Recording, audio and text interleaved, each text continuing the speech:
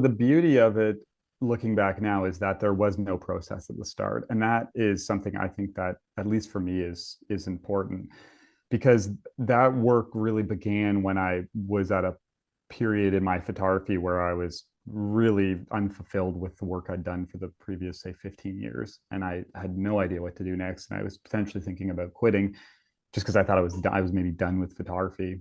Nothing was working anymore, so I started making that work over about an 8 month period while me and my wife were traveling. We bought a truck and trailer and just traveled across North America, across Canada down to the States, and just by chance kind of got back into working with film and just started photographing things and switching up my style, and maybe not even my style, but just my, I guess, my focus, just following my curiosity and shooting whatever interested me, and that slowly started to um, turn into the start of that project. We got to the American Southwest, and I was just so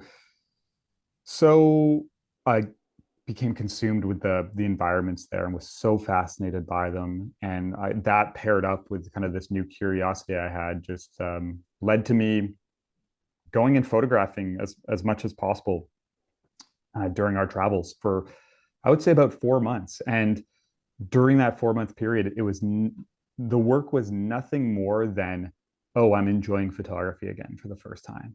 Oh, I like how this looks. That was it. And I think more than ever nowadays, I'm trying to stay in that realm as much as I can, because in contrast to that is the don't even go shoot, just sit at my desk and try and write out uh, scope of a project that doesn't exist yet, that I haven't made anything for, which is not how it works. So that really just started to come to life based off of that initial work during that trip.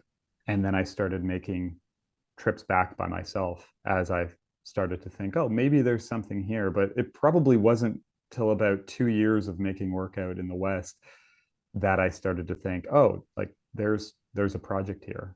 And it kind of coincided with also starting to really get into photo books and discover new artists and learn more about long-term photo projects and documentary photo work, and all of these things that opened up this new world for me that I hadn't really that I didn't know much about before that. So to answer your question, I guess a lot of things came together and it kind of just happened naturally. But it was really born out of just photographing something that interested me for a long period of time and then noticing patterns and realizing that there was something there.